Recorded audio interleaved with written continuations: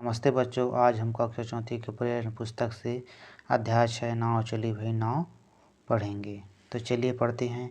क्या तुमने कभी कागज़ की नाव बनाई है?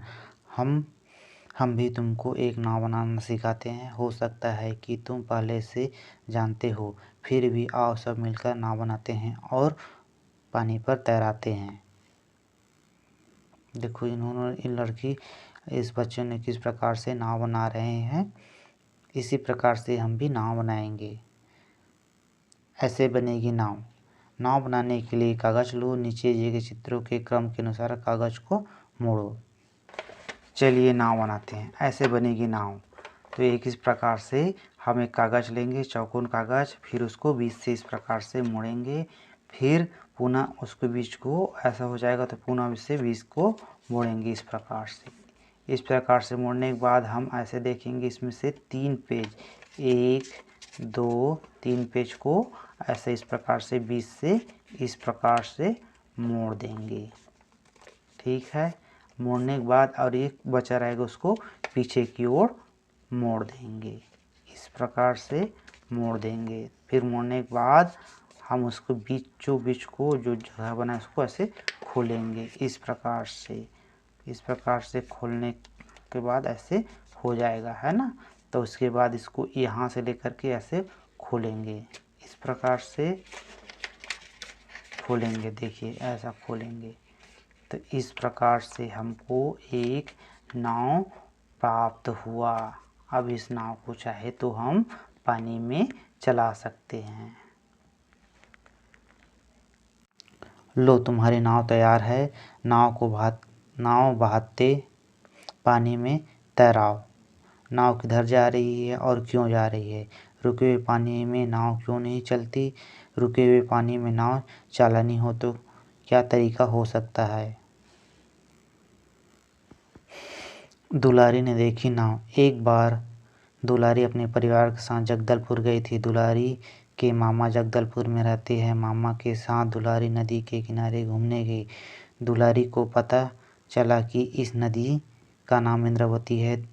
दुलारी ने देखा कि नदी में कई लोग नहा रहे हैं, उसमें नाव भी चल रही है और नदी के एक किनारे से दूसरे किनारे लोग आ जा रहे हैं। दुलारी ने कागज़ की नाव तो बनाई थी, पर सचमुच की नाव पहली बार देखी थी। दुलारी ने अपने मामा से पूछा कि ये लोग नाव में बैठकर कहाँ से आ रहे हैं। मामा ने उंगली से इशारा करते हुए बताया कि ये लोग नदी के दूसरे किनारे पर बसे गांव डोंगा घाट से आ रहे हैं। दुलारी ने भी नाव में बैठने की इच्छा जाहिर की। मामा ने दुलारी को नाव में सैर करवाई। दुलारी बड़े ही ध्यान से देख रही थी कि नाव आखिर चलती कैसे है। क्या पहले भी नाव होती थी? कैसे होती होगी? हमने देखा कि दुलारी अपने परिवार साथ मामा साथ घूमने गई थी। वहाँ पर मामा के साथ जब घूमने के लिए गई तो वहाँ पर इंद्रावती नदी में देखा कि वहाँ पे कुछ लोग नदी को नाव में बैठकर आर पार कर रहे हैं। तो दुलारी ने अभी तक कागज़ की नाव देखी थी, सचमुच का नाव नहीं देखी थी। तो मामा से पूछा कि ये लोग नदी से कहाँ से आ रहे हैं। तो उसके मामा ने इशारा करते बताया कि डोंगा घाट से आ रहे हैं। तो दुलारी ने भी अपने मामा को बोला कि मैं भी नाव में बैठूंगी। तो उसके मामा ने उसको नाव में सैर कराया। तो आगे चलते देखते हैं कि क्या पहले भी नाव होती थी। पहले की नाव। चलो नीचे दिए गए चित्र को देखें और पता करें कि पहले लोग किस प्रकार नदी नालों को पार करते थे। चित्र 1 में 2 लोग नाला पार कर रहे हैं। नाला को पार करने के लिए यह तरीका था। क्या अब भी नाला इसी तरीके से पार किया जाता है? पता करो। देखो चित्र में दिखाया गया है कि नाला को पार करने के लिए एक बड़ी सी लकड़ी लगा देते थे, जिससे उसमें ऊपर से चलकर या घिसते हुए पार करते थे। पर आज ऐसे नहीं होता है, उसके लिए तो पुल बना देते हैं। तो देखते हैं आगे क्या है। चित्र 2 में, चित्र 2 को देखो। इस चित्र पर आदमी नदी में कैसे जा रहा है लिखो। तो इस चित्र से देखकर हमको लगता है कि आदमी लकड़ी में बैठा हुआ है और अपने पैरों से खो रहा है, अपने हाथों खोते खोते हुए पार कर रहा है, नदी को पार कर रहा है। इस प्रकार से है।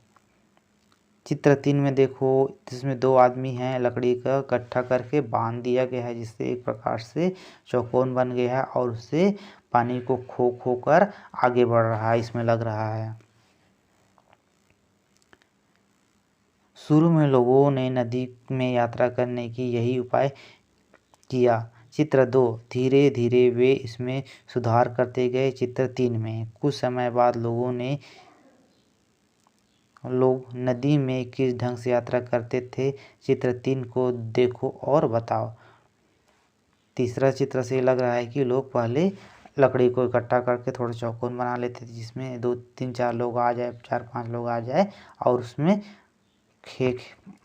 बांस से बना करके खेलते थे और उससे पार करते थे। चित्र 3 और 4 में लोगों के हाथ में डंडा इसलिए है कि इस डंडे से वे क्या कर रहे हैं, डंडे से क्या कर रहे हैं, उसमें खो रहे हैं पानी को ताकि नाव आगे बढ़े। चित्र 4 में देखो कि 2 लोग कैसे नाव को खोकर आगे बढ़ रहे हैं। फिर देखते हैं, इस चित्र को ध्यान से देखो। लोगों ने नई नई बातें सोचते हुए एवं कोशिश करते हुए एक सुंदर नाव बनाई। यह नाव कैसे बन गई? देखो, इस चित्र में लकड़ी को बड़ा सा मोटा सा पेड़ की लकड़ी को काटा गया है। उसके बाद बीच को निकाला गया लकड़ी को। उसके बाद जो बीच में ऐसे खोल टाइप भी बना, उसमें बैठे हुए हैं। इसी तरह से नाव बनी हुई है। क्या तुम सोच सकते हो कि गहरी नदी में इसमें से कौन से तरीके से यात्रा की जा सकती है? तो आपको गहरी नदी में पार करने के लिए नाव अच्छी होना चाहिए, तब आप पार कर सकते हो। आगे देखते हैं क्या है। सोचो और बताओ।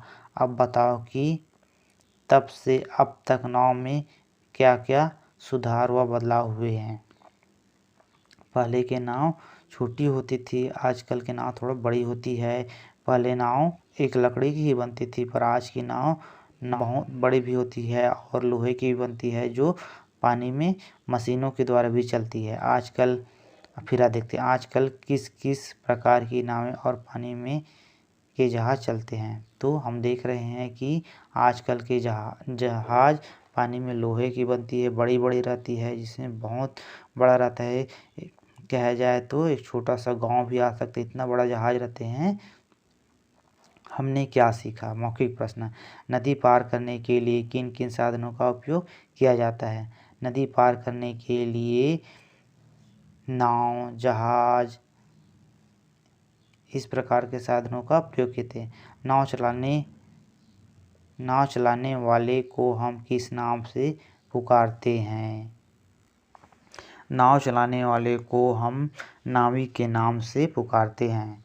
फिर है लिखित प्रश्न। पुराने समय में नाव किससे बनाई जाती थी? पुराने समय में नाव बड़े बड़े गोल लकड़ी के लट्ठों को खोखला करके बनाई जाती थी।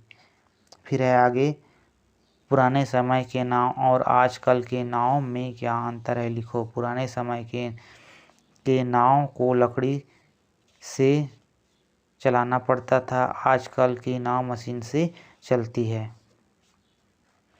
प्रश्न 3, यदि नाव और पानी के जहाज ना होते तो क्या कठिनाई होती?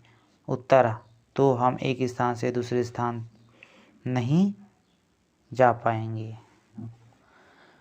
खोजो आसपास। विभिन्न प्रकार की नावों, जहाज़ों के चित्र एकत्रित करो। तो आप बहुत सारे चित्रों को देखकर या फिर देख कर आप नावों की चित्र एकत्रित कर सकते हो। फिर दूसरा, आसपास कहीं नाव चलती हो तो देखो और उसका चित्र बनाओ। आप नदी के आसपास के गांव में रहते हो या फिर ऐसे जगह रहते हो जहाँ पर झील वगैरह हो, तो वहाँ पर आपको नाव आसानी से दिख जाएगा। फिर तीसरा है, किसी बाल्टी में कटोरी को तैराकर उसमें कुछ कंकड़ रखो। कंकड़ तब तक रखते जाओ जब तक वह डूब ना जाए। कितने कंकड़ रखने पर कटोरी डूब जाएगी? तो आप इसको प्रयोग करके देखोगे तो पता चलेगा। तो देखते हैं, कटोरी में एक के बाद एक कंकड़ डालते गए तो इस प्रकार 10-12 कंकड़ रखने पर कटोरी डूब गई। हो सकता है आपका कंकड़ का साइज किस प्रकार है और कटोरी का साइज किस प्रकार है, ये रखता है। तो इस प्रकार से वीडियो पसंद आया तो लाइक करिए, शेयर करिए और एवं सब्सक्राइब करिए। धन्यवाद।